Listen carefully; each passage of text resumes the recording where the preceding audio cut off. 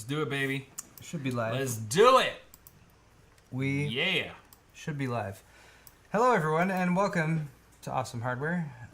This is episode number, what are we at? 128? 128. 128. Episode 128. Woo! Awesome Hardware is a live show. We stream to twitch.tv/awesomehardware and also to YouTube every week, Tuesday evening, 5:30 p.m. Pacific time, and we split the show in half. So the first half of today's show, episode 128, was actually already streamed to Kyle's YouTube channel, which is youtube.com/c/bitwit. Link to that should be in the description if you missed it. On this show, we talk about technology, computers, computer building. Life, love. We speak freely and openly, which means occasionally we use bad words. So keep that in mind. Shit. You're really bad at this disclaimer thing. Bitch.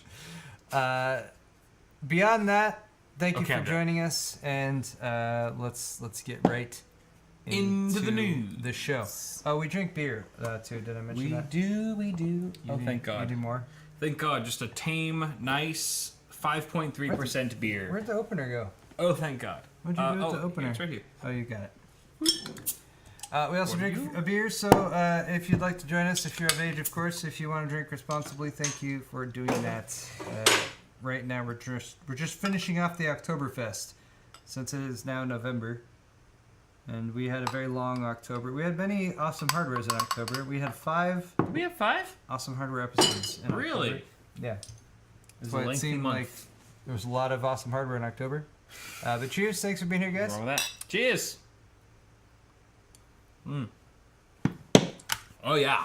And if you enjoy our content and want to help support us, check out our stores. If you buy stuff during the show, we will shout out your name at the end of it. Johnson.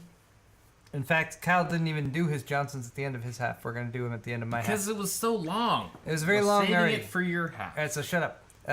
Shut up! I got bottle openers and shirts and mugs, pint glasses. It's all really high quality stuff. Check it out. bitwit.tech/store is Kyle's store. He also has tons of stuff, including new decals. Everyone buy a decal and beware of bottleneck shirt. Yep. And an RGB everything shirt. That will make you sexy. Just buy everything on the top row. All those things. I'll be happy. Beyond that, though, let us move into some technology news.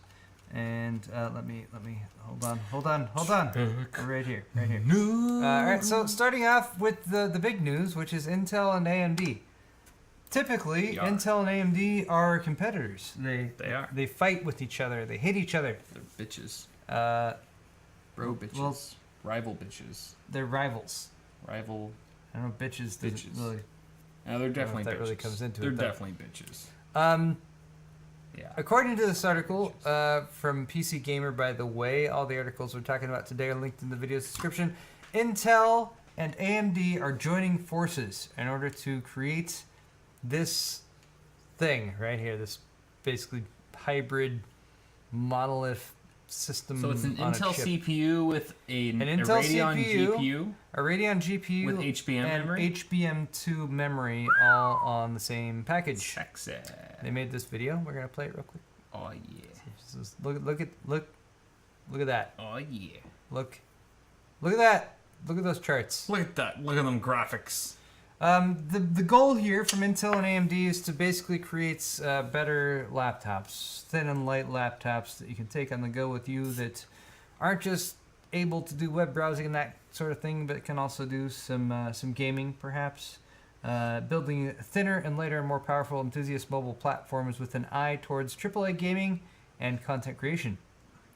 The product itself will combine a Core H series CPU with second generation high bandwidth memory, or HBM2 memory. So you take GDDR5 and you stack it, and it becomes HBM. That's how it works. Stack that shit. That is functionally how it works. Yes. Also, you can see here, this is a demonstration here, a visual demonstration of what is at the heart of this chip, the Embedded Multi-Die Interconnect Bridge, or EMIB. Look at the EMIB going. That's EMIB. That's the EMIB. Right.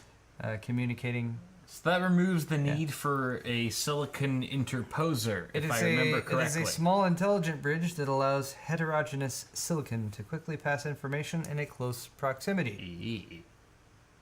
I mean, if you want to be specific or whatever. But the MMIC, like the way it's been described is like it's a way for different parts of the chip to communicate with each other. Right. The demonstration and some of the demos I showed were like even different manufacturing process-based chips. You can have a CPU based on one process, a GPU based on one process, I/O based on one process, and you can still connect them all together and have them communicate at a high frequency, a high data rate together. Take Infinity Fabric from AMD. I mean, the basic concept is kind of the same. Right. I've been drinking, so I'm not going to go into further detail than that. Good call. But good call. Key in reducing height requirements also cuts down on manufacturing and design complexities. So that's kind of cool. So the expectation is we're going to have something with like a Kaby Lake or Coffee Lake style instructions per clock. Combine that with something like a VEGA style GPU compute capability. That would be badass. At the right frequencies, it is quite badass. VEGA is not known for its efficiency because in order to make VEGA competitive, VEGA has been run at very high clock speeds. But at more reasonable clock speeds, VEGA actually is very efficient. Do we know if this is going to be VEGA or Polaris based? I believe, from what I've read, it's VEGA, but don't take my word for that. I could be wrong. Okay. But the upshot is potentially some pretty cool, power efficient, and yet still graphically powerful systems based on this in the future. Nice. There's really not much more detail on that. There's no like SKUs, there's no product numbers, there's no launch dates, there's no price, there's nothing. So it's just the fact that it's happening and it is a thing. It's one of the few reasons to get excited about mobile. Yeah. If anything. Bitcoin. Bitcoin's price has slipped below $7,000. Everyone's upset. Like, why $7,000? What a and then everyone's like, wait, terrible travesty. Wait, it went over $7,000? Yes, it did. That's crazy. Bitcoin has been on a bit of a tear recently. What? Let's look. It went from 7,600 to slipping below 7,000. I'm gonna look at the data here. Boo hoo! I only have $7,000 of Bitcoin. Here is the current Bitcoin price. So it's jumped up a little bit since the past then to day. 7,300. Wait, what? 7,350 is the current standing. This has changed like literally within the last couple hours.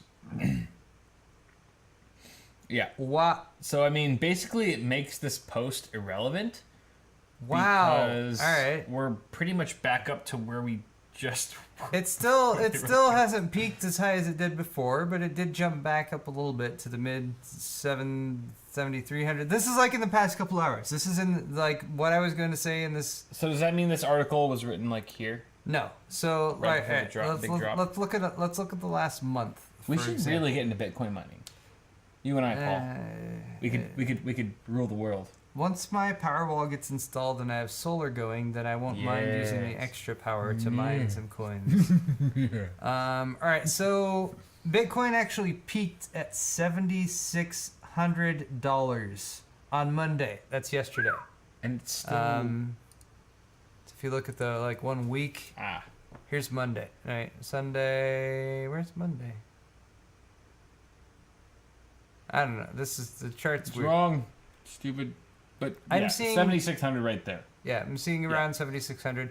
Drop back down around 7,000. Apparently, it's jumped back up another $300-$400 in the past couple hours since we started talking about this. Since I pulled this story up in general.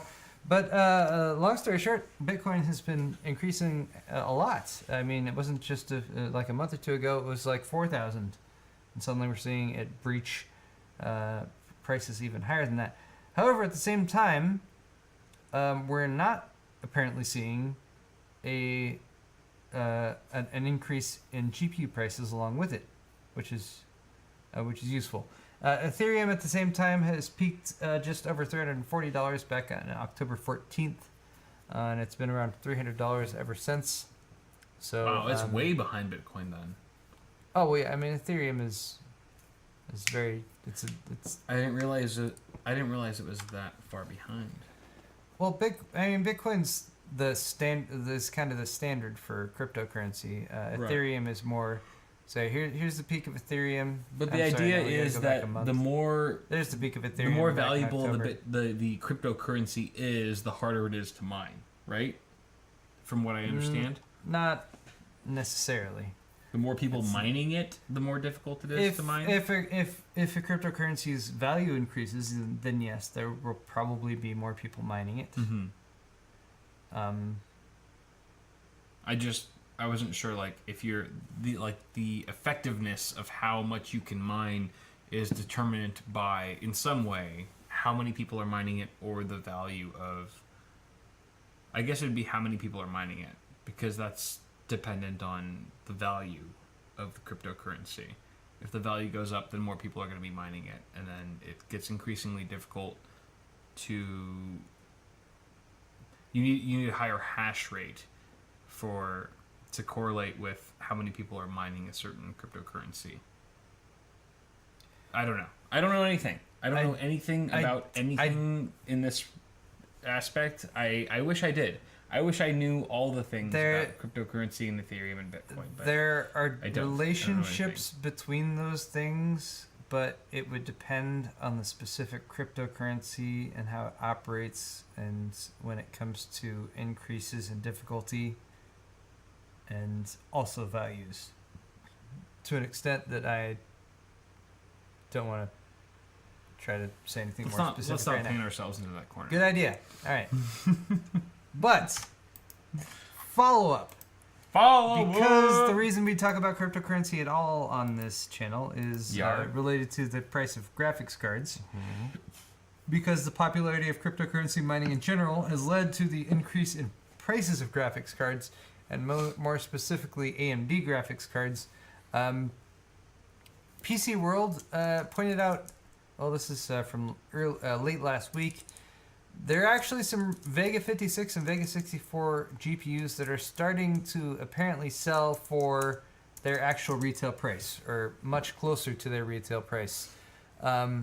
This article is from Brad Sharkus, and it specifically talks about VEGA 56s being available for about $420, VEGA 64s being available for $500, or their MSRP, their promised price from AMD.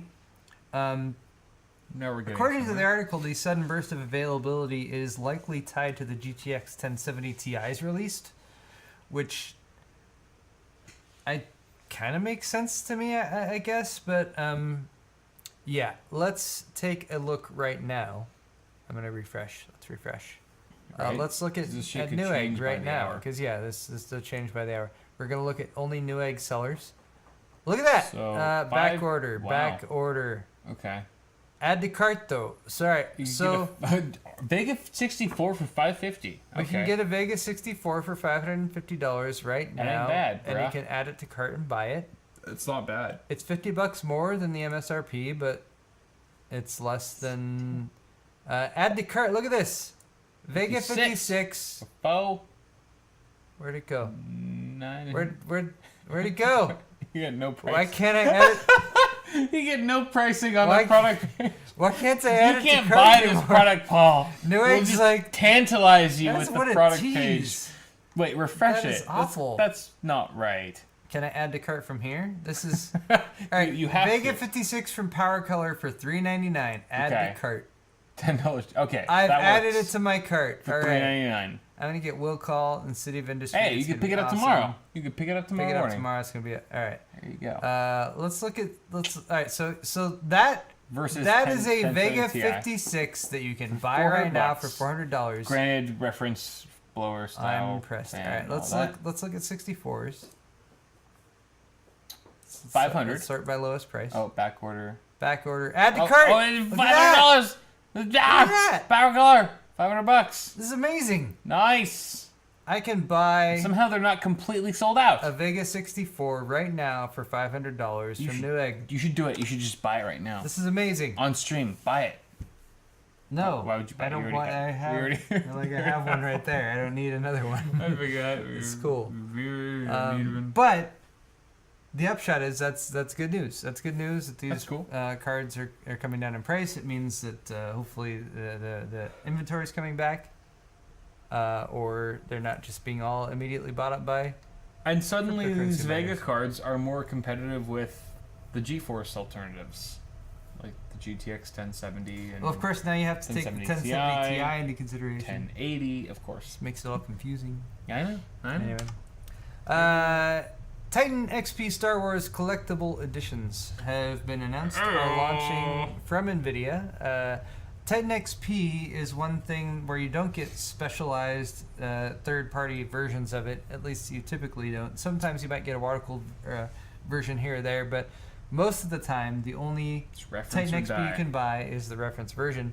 So, Star Wars collectible editions are a much different variant of that, and there are two versions. There's the Alliance. So, okay, am I the only one that's like There's the Horde and the Alliance. fazed by the fact that this is a Star Wars launch? Am I the only one that finds this weird? Weird? Why is it weird? Because when's the last time any GPU manufacturer launched a flagship GPU in collaboration with a pop culture IP?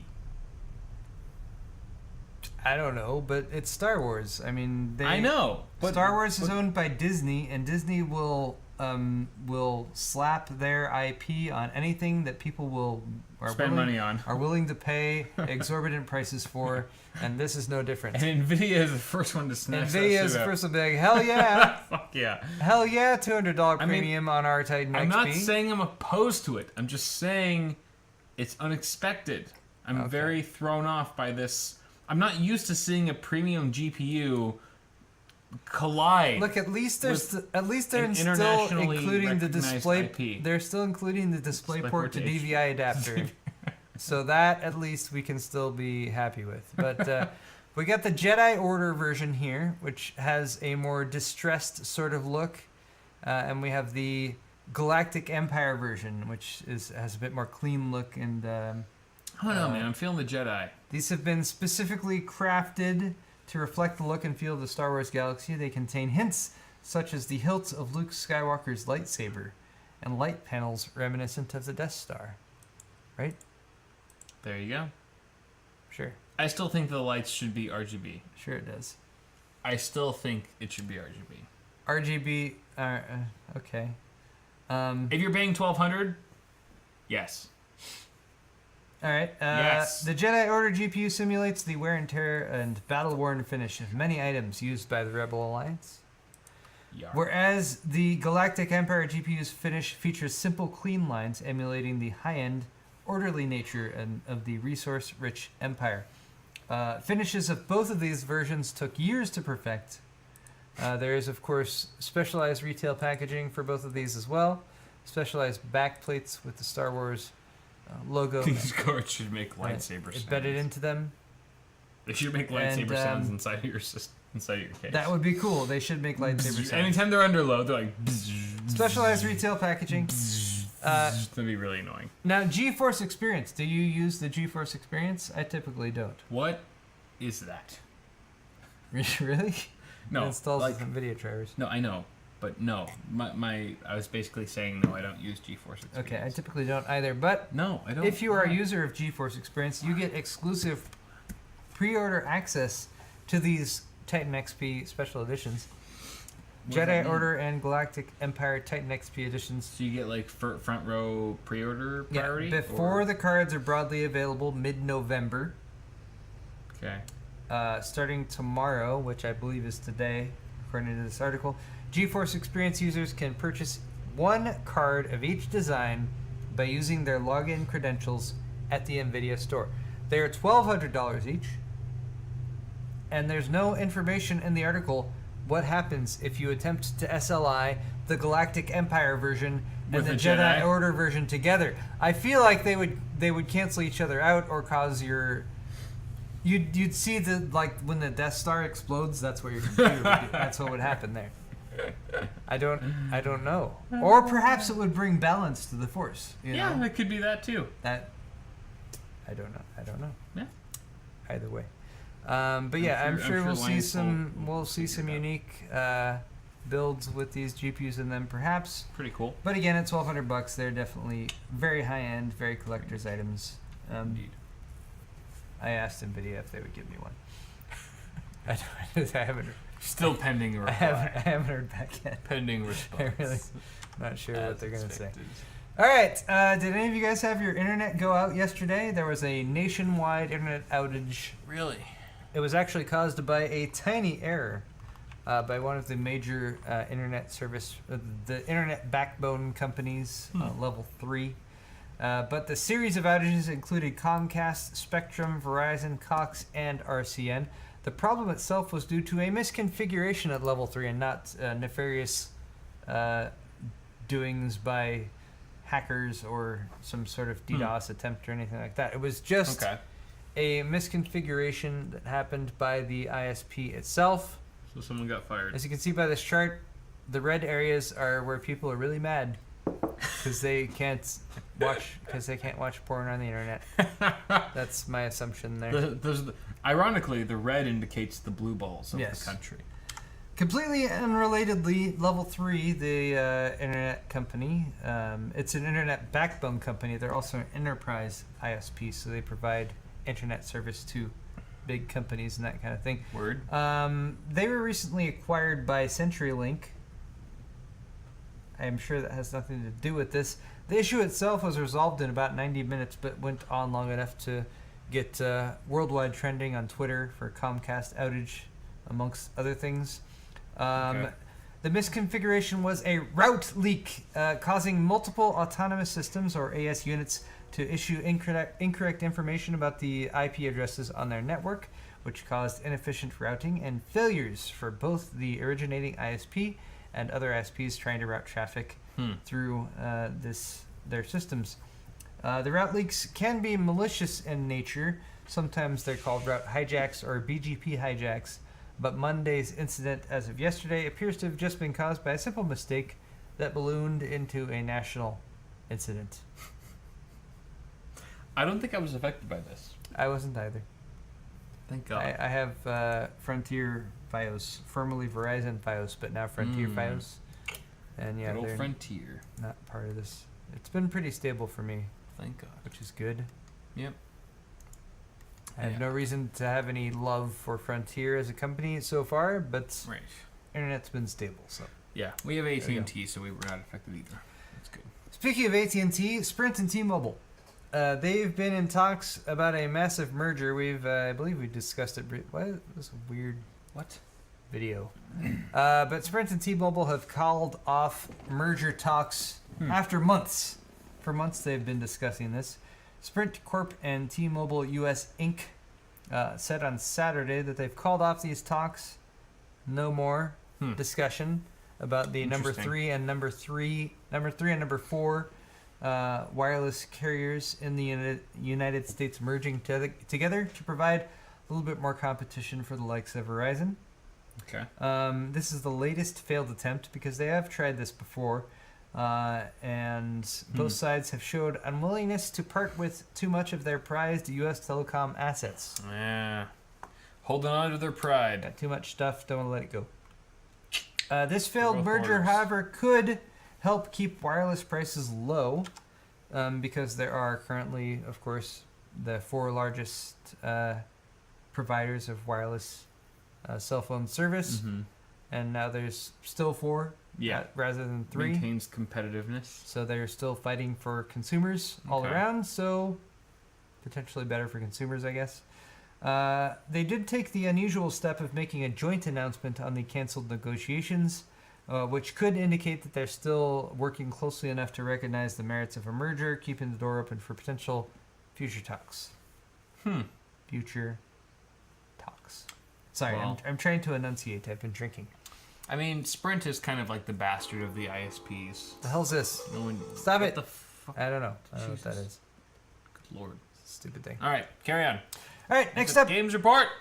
No, one more story here Oh, no, for the news. So sorry. Have any of you guys upgraded to Windows 10?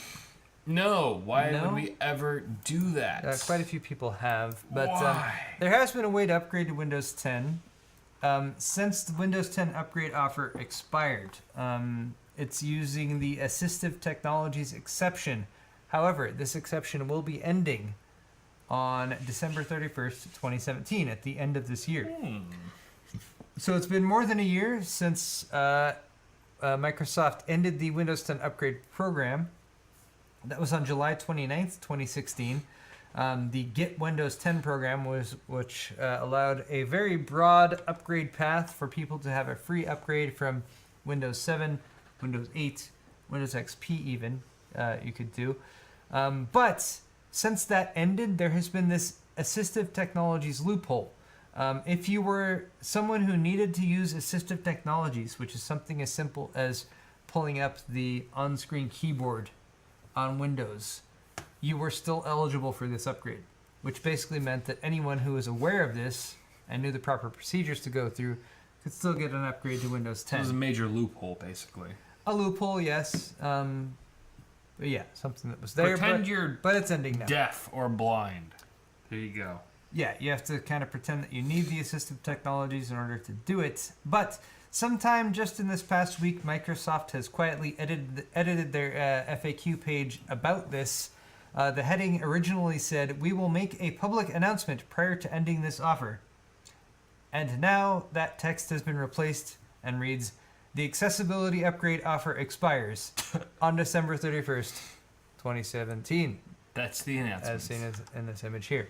Okay. So yeah, if you were interested and still hadn't taken advantage of an upgrade from a prior version of Windows to the current version of Windows 10 and you're interested, then maybe this is something you still want to do. There is a link to this ZDNet article in this video's description, and there's a link in that ZDNet article to how to actually go about doing this. I'm not going to describe how to do it to you here, but it's not very difficult. Cool. And if you have a system that's using an earlier version of Windows and you want to upgrade it for free, you should probably do that now. If you don't, that's okay.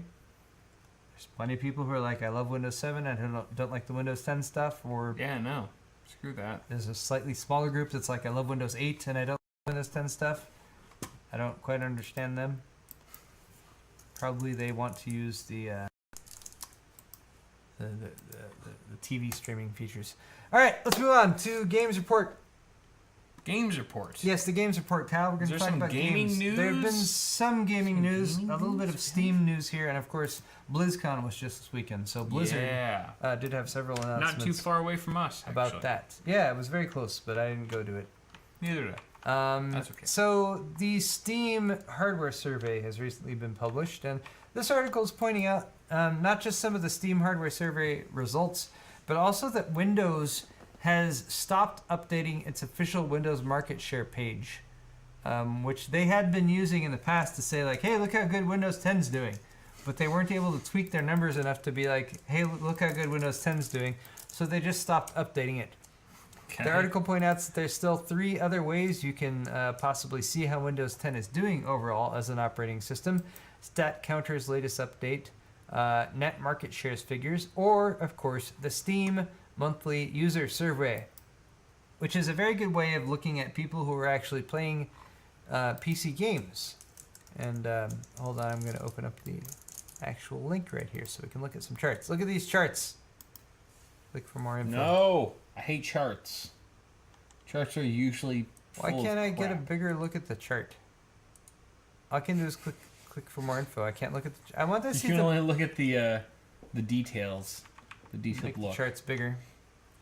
Anyway, for October 2017, the Steam hardware survey did seem to have a pretty big shift in that Windows 7 gained 21.47 percentage points this month, climbing to 65.47% of the share of operating systems used. However, while you might look at that and be like, wow, Windows 10 sucks because Windows 10 did shed 17.38 percentage points to get to 28.6% market share, there is another factor here. If you look at the language section of the survey, simplified Chinese surged 26.83 percentage points to 56.37% in October, while English fell 13.4 to 21.24%. So the article is surmising that this big boost in people participating in the Steam hardware survey from China using Windows 7 is what's causing this shift. It's not necessarily a bunch of people who have been like, Windows 10 sucks, I'm going to roll back to Windows 7 or something like that. People who are already on Windows 7, and they're all from China, apparently. It's more people in China using Windows 7. I don't know what version of Windows 7 they're using. I don't know if it's hacked Windows 7. It's possible. But interesting. Definitely is an interesting shift to look at if you're looking at hardware surveys. Beyond that, though, of course, BlizzCon was just this past weekend, and Blizzard announced quite a few things. I'm going to talk about the things I was most interested in. All right. Starting with Vanilla WoW servers. Vanilla WoW servers. Vanilla WoW. So does that mean that they're not monitored or touched by Blizzard themselves? What does that mean by vanilla Blizzard servers? Or that they have no regulation or... So World of Warcraft the beta launched in 2003. The beta was open for a bit. I don't know when it actually went from beta to not beta. But Vanilla WoW is original WoW. It is the version of World of Warcraft that existed in 2004, 2005. Okay. Early on in the development of the game, because the game, of course, has been a game that's evolved over time, over the past, 2017? 2003? 14 years? So what made it not vanilla anymore? So what made it not vanilla, and actually I'm not 100% sure about that. That's actually a pretty good question. What really made it not vanilla was the launch of the first expansion. The first expansion was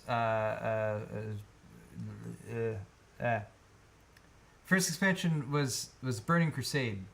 Okay. And allowed people to go into Outland and that the Burning Crusade. Thank you, chat. So that was the first expansion. So when you first played World of Warcraft and you had created a character and you leveled it up, you could get up to level 60.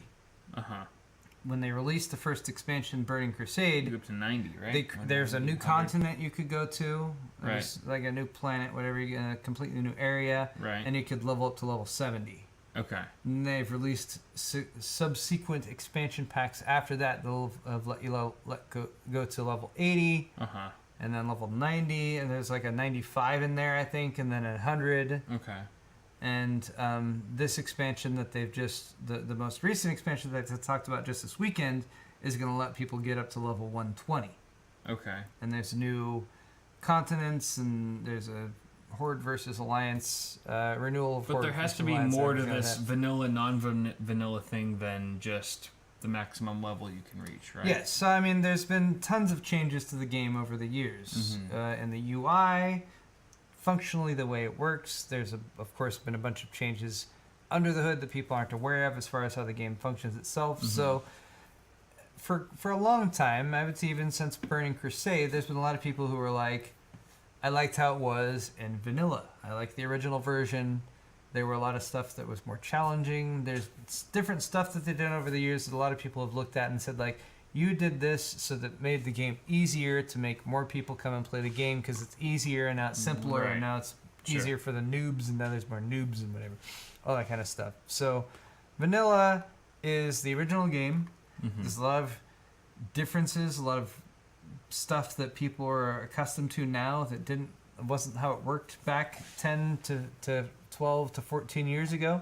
Yeah. But there's enough people who have been interested in playing that game in its original form, and there's been enough people at Blizzard who recognize World of Warcraft as not just a video game, but one of the first massively popular MMOs. A video game that changed a lot of the way that people play video games in general. A video game that had one of the largest player bases, at least in the United States, especially when it comes to a paid game. Right. So there's a lot of sort of world firsts, I guess, that you might say that World of Warcraft had. So there's a lot of interest both from the community as well as, I would imagine, from the developers of the game itself to be like, all right, this original game that we created back in 2004, 2005, we can't just make that again right now. Mm-hmm. But wouldn't it be cool if we could? So this is what they've promised people that they would actually do. Now, there's been attempts to do this in the past. Over the past year, Nostalrius was a sort of a rogue independent server that had a vanilla version of WoW that they had built themselves. Blizzard has at times seemed like more of an aggressor going after these independently created realms that people like to play in, but at the same time there is some understanding of them, like they have to protect their intellectual property and that kind of thing. Sure. But the article, and if you guys want to read it, it's linked in the description. PC Gamer is a fairly in-depth interview with J. Allen Brock, who is the vice president and is executive producer of WoW. He talks about vanilla WoW servers, the announcement at BlizzCon, as well as some of the issues that they've had to attempt to overcome when it comes to even addressing something like, can they make vanilla WoW servers? He said the original problem was that we would have to run two MMOs, essentially. We'd have to run Classic WoW, and then we'd have the current WoW at the same time. Classic WoW and current WoW don't really work in the same way anymore. Mm-hmm. Classic WoW has all kinds of bugs and problems. It also has all kinds of exploits and hacks that everyone already knows about because it's 10 to 15 years old. Sure. The problem goes down to the base level programming and hardware that vanilla World of Warcraft used in 2003. But Brock says that this team has made a breakthrough, and we think we have a way to run the classic servers on the modern technical infrastructure. And my assumption here is that it potentially has a decent amount to do with instancing, which is something that they've done a lot over time when it comes to instances themselves, as well as instancing specific areas. And they've made a lot of advances over time in that. Right. The expansion with Death Knights was a big step forward in that area. Because I'm totally out of the loop, but as someone who used to play WoW regularly, does this move entice you to jump back into the game? Potentially. Okay. Because there's a lot of nostalgia there. So Right. it's an attempt to try to separate the nostalgia from reality. But it's also one of those things where, like, 10 years ago, I might have had a different sort of daily schedule as far as my ability to play video games and that kind of thing. Yeah. But, I've said before, that the number of people playing World of Warcraft and the community that was involved was an experience that I feel like I haven't had or seen recreated since that existed in World of Warcraft back when I was playing it regularly. Yeah. And it was a really, really cool experience just to have that many people invested playing a game all at the same time who can get together to play with on quests and do that kind of thing. Yeah.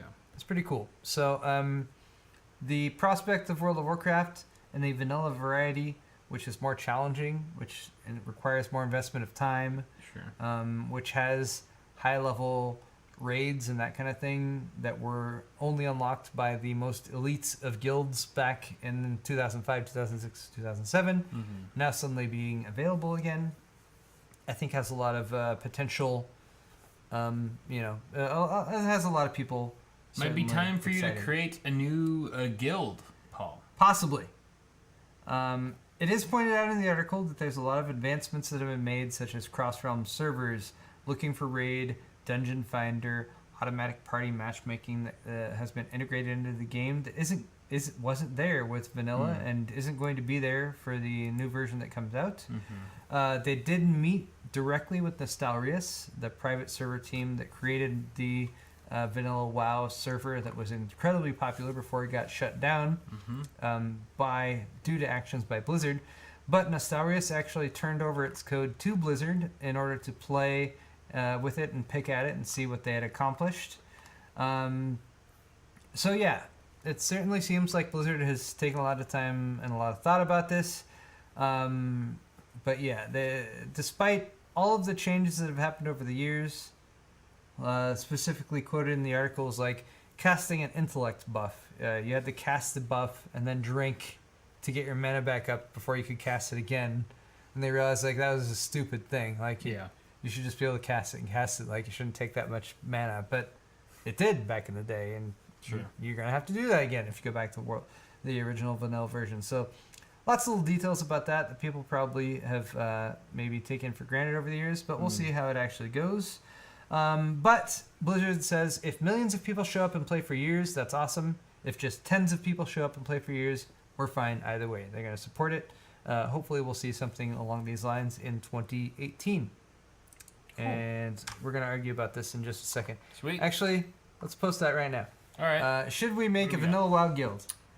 Well, I've had whoa. several. My Jeez. wife and several other people have already asked me about this, since this is a potential thing that's coming soon. And I've thought about it, and I've been like, you know what? It's an investment of time that you kind of have to think about beforehand. Is it something that we should sort of like? I don't know. Could live stream and play games and that kind of thing. If you guys are interested and want to vote on that, please go ahead and do so. I personally have to say yes. Wait, no, we're not answering yet. Oh, we're not answering yet. I have one thing to talk about. Okay, go ahead. While people argue on that, also some news from BlizzCon. StarCraft 2, which is a really, really good RTS game, very well made, very well balanced, is going free to play. Whoa. It launched 7 years ago in 2010. Wow. Which is kind of crazy to think about as well. Free to play? Going free to play now? Completely free to play. Yes. You don't have to buy StarCraft 2 anymore. You can just download it. You can just download and play it. What? They're like, we've gotten so much. They've actually. Because they want more people to play the game, and it's the type of game you play and get better at and get interested in is playing MMO and not MMO, but RTS, but play against other people online. Significant portions of single and multiplayer content for no charge will be available starting November 14th. Wow. Players will be able to download Wings of Liberty, the original campaign, for free. If you previously paid for Wings of Liberty and you have an account on Battle.net, you'll be able to get the Heart of the Swarm expansion for free instead. And if you previously have paid for all the expansions, like I have, for example, you're going to get an exclusive ghost skin and 3 new portraits, which isn't exactly like getting my money back, but okay, Blizzard, at least you've done something. Digital content. Sure. Players will also be able to earn full free access to ranked multiplayer play, including units from all 3 of the game's expansions. That mode will be locked until players notch a single unranked or AI win on 10 separate days. And it's just an example of one of Blizzard's things that they have accepted to be a nice sort of lockout as far as play through a balance between you can do this much to get to the next level, or you can just pay us some money. Yeah. I don't know. They're usually reasonable with that. I feel like StarCraft 2 is so competitive that I would never be able to survive. Any online game. They're going to continue to make money off StarCraft 2 by selling co-op commanders, additional single-player campaigns at $15 each, or $40 for a bundle of 3, and other premium upgrades like announcer packs, special skins, and war chests. Well, cool. Yeah. For all the diehard StarCraft 2 players out there. Yeah, I kind of want to... I don't think I actually finished the StarCraft 2 campaign, so I feel like I still need to do that. I feel like a lot of diehard players for StarCraft 2 mainly played the online just to play against other people. Like any of the Battlefield or Call of Duty yeah, that franchises. becomes a big part of it. No one plays the campaign. You just go straight into multiplayer and kill people. Yeah. Good stuff. I mean, if you want to hunt the most dangerous game, you have to play against a fellow human. I think that's part of it. Okay. It's the only worthy opponent. Let's see what clicked on the wrong thing. What do you guys think about making a vanilla WoW guild? Vanilla WoW Guild. Ah! Yes! Call it Awesome Hardware. I think that sold it for me. I was like, hardware. Just to call it Awesome Hardware is so gold. That would be pretty clutch. Internet gold. Because you have to create it now. Because you know we're playing Horde. We're not playing Alliance. Fuck Alliance. Alliance. Who the fuck's Alliance? I don't know what I'm talking about right now. But I feel like I'm on the right side. For the Horde. But I feel like I'm That is a pretty significant amount of people, though, who feel that we should make... Awesome Hardware. Awesome Hardware. For the Horde! All right. Brilliant! Thanks for all of your responses in that. Yes! We have one last segment. Oh, do we? No, we don't. That was a sword fight. We forgot to argue about it. Oh, this is Never mind. nice. It's fine. Jared Becker, $5. Q&A. Paul, do you know when the coolant from your Arctic Panther build will be available to buy? I'm putting together a cart for liquid build. Should I wait? I don't know. I don't know the answer to that question. I'm sorry. It's from Primo Chill. They're Primo still Chill. developing it. Mine had the unique situation that it was white, and then it turned blue. I think because of some. And of then the, it reverted back to white. Yeah, and then it's back to white now, which I'm just like, wow. Okay. It's Alright, set and fine. forget it. It's very George it's Foreman amazing. material right there. That's good. Um, Looks great. Yeah, I would try tweeting to at Primo Chill. Maybe they can give you a better idea of when it's actually going to be available at retail. Okay. Because this is early stuff, and I was using it in a not normal manner, but it's still been pretty cool. It still looks really cool. The texture that's in there is freaking awesome and cool looking. It looks even better in person. Yep. GGB is $13.37. Loot. Paul from Movember, here's your share. Oh, thank you. Are you gonna do the Movember thing? Movember, yeah, that's what I'm working on. Yep. Me too. Although I need to figure out how to raise money for it. Yeah. I'm supposed to set up some things for donations, or we'll figure it out. Right. Yeah. Fred Rant, $50. Thanks, Fred. Oh my God. Paul, have you taken your wife to a nice dinner, or do you require a pie for motivation like Kyle? Ooh. I do love pie. Thanks for bringing that up, Fred. Fred, we're going to dinner as soon as this half ends. A very nice sushi dinner. Yeah, I hope it's delicious. Qualifies. It's going to be great. I'll be sad I'm not there. Thank you, Zepho, Fred, though. $5. Paul, the beard is on point. Kyle, I'm looking to up the hair game. What products do you use? I do not really use much of any product. You don't put anything in your hair? I occasionally will use. You just go like that? I have like this sort of wax that I'll use right when my hair is cut. For like that week that my hair is freshly cut, I'll actually style my hair with product. But other than that, I never use product. Aren't you fancy? I wish I was more fashionable to give you actual advice. I'm I sorry. mean- Sorry. Scott Dilbeck, $6.66. Cheers, favorite 90s game console. Do you remember graphics blowing your mind? 90s game was GameCube. PlayStation. Was GameCube before I mean, 2000? 90s? I think it was probably after, but I would say PlayStation for sure. PlayStation 2. I don't even know. I like the years all blur together. Yeah, PlayStation 1. I mean, for me, with Final Fantasy 7. and that was the same thing for me. Was a thing. That was the same thing for me with N64. A significant period of time. I mean, going PlayStation 2. Wait, when did GTA? There was GTA. There was like GTA 1, 2, and then there was Vice City. Well, no, because there's an old GTA 3 was in PlayStation 2, I think. PlayStation 2 was the first like current the way GTA is now, like with the right with the dude. Well, you still had 3D like a 3D environment on PlayStation 1, but there was no GTA the way we know it now on that platform until PlayStation 2. PlayStation 2 introduced 2 was GTA 3. GTA 3. And then Vice City came out on it on PlayStation 2. So yeah, PlayStation 2, I guess. PlayStation 2. Yeah. Is that? Are we answering the question? I know properly? N64 completely blew my mind when I played like Mario, like Super Mario 64 for the first time. I mean, imagine going from SNES when you're playing like Yoshi's Island, like bullshit, Super Mario Brothers and stuff, 2-dimensional. It's all 2D. It's all you've ever known. Going to N64, where you're playing Super Mario Brothers and like 64, it was just. And then like games like GoldenEye. I want to say PlayStation 1 though. Perfect Dark. Original PlayStation. My God. Original PlayStation, Final Fantasy 7, and original. Well, Final Fantasy 7 was the first game in existence to ever have a televised commercial. Really? Yeah, it was the first video game in existence to actually be advertised on TV. Impressive. Yeah. But Final Fantasy 7, I want to say Twisted Metal.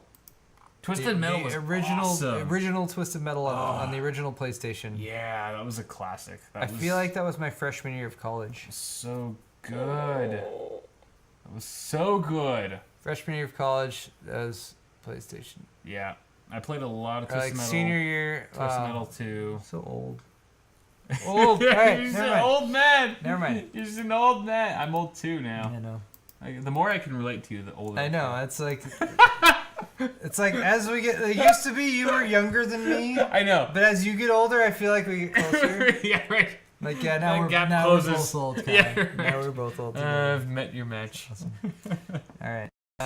Let's. All right. We have a few more We're questions. on Stephen Hill. $10. This is not a Steven. donation. No, this is just a tribute. This is a tribute. I like that Tenacious D reference, that was a Stephen. Tenacious D reference. Thank you This very was much, awesome. Stephen. Thank you, Appreciate it, man. Jesse Fisher, $5. What do you suggest for GPU since there are so many of us that experience this problem?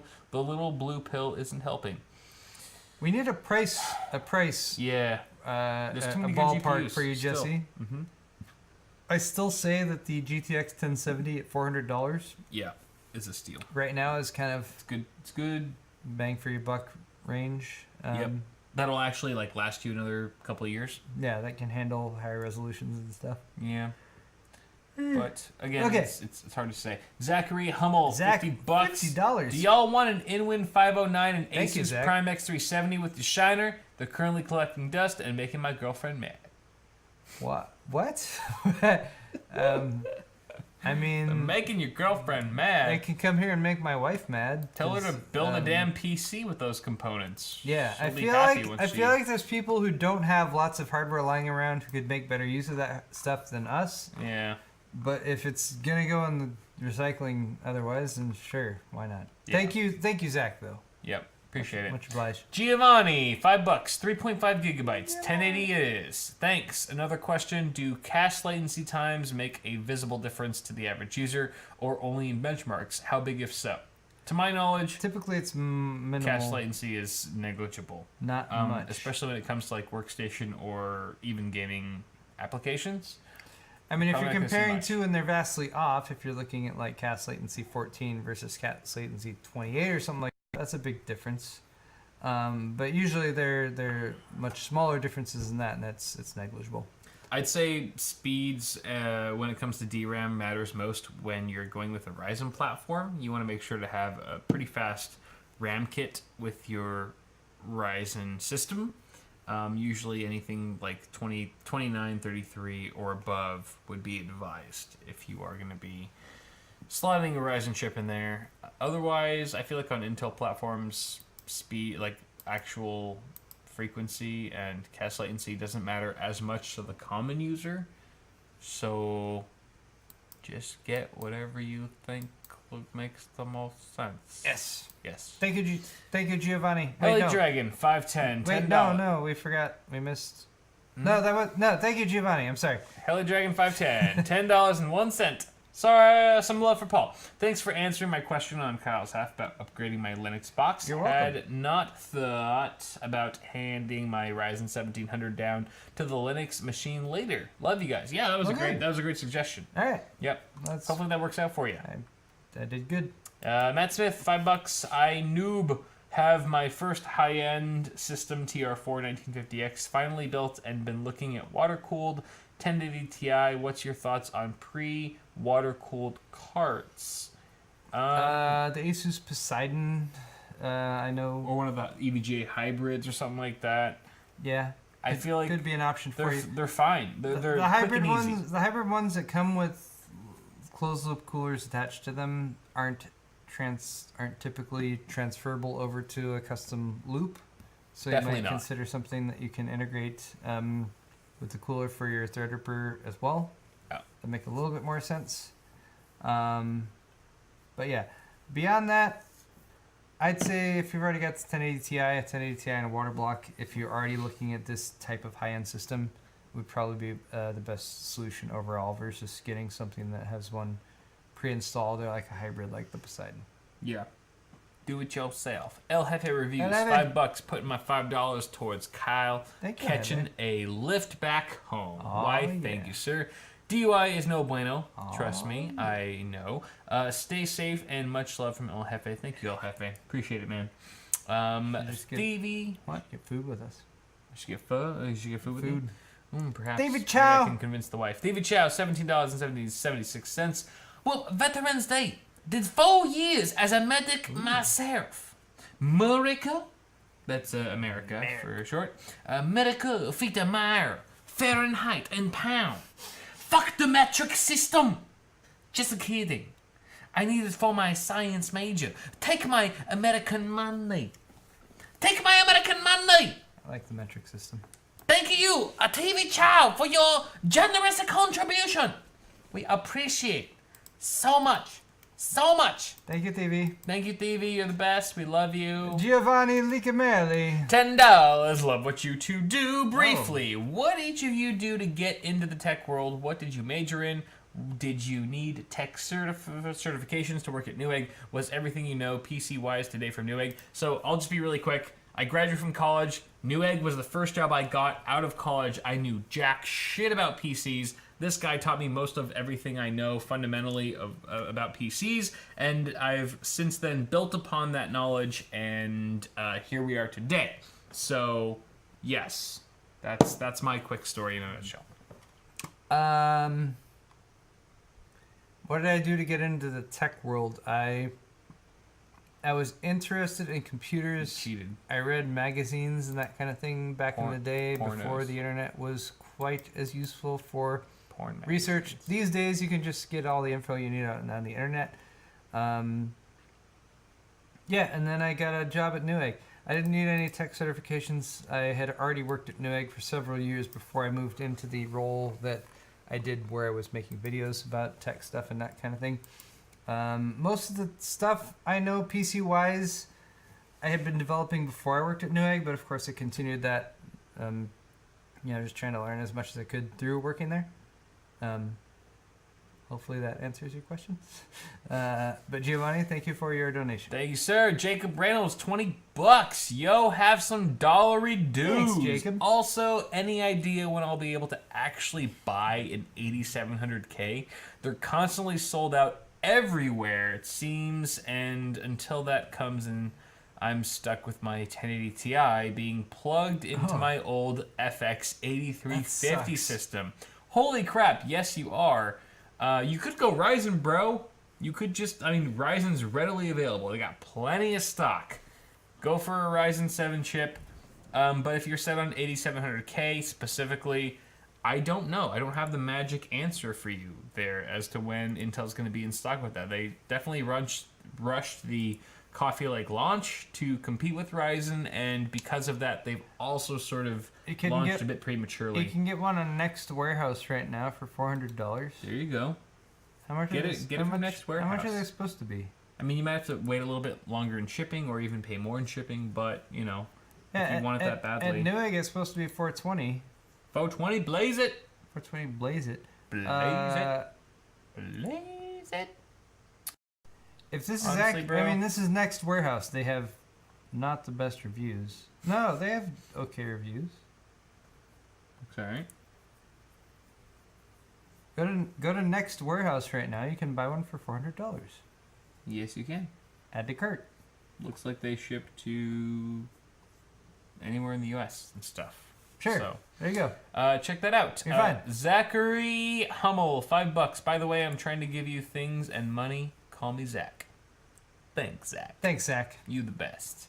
ZZ Hardy for the 10 Australian. Kyle will be a natural for Barons chatting. The Barons chat. What is that?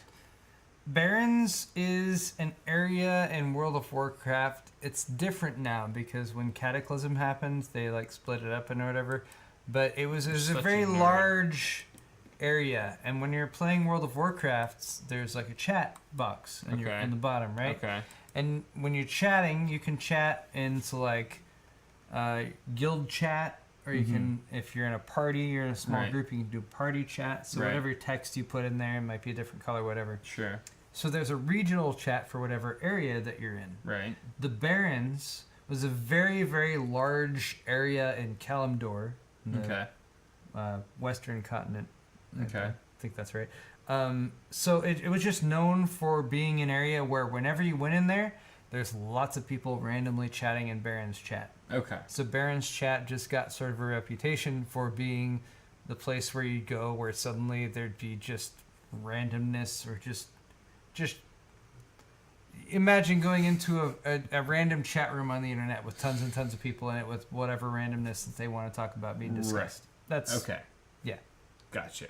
So he's saying I'd be a social butterfly in this one section of the game. Exactly. Gotcha. Perfect.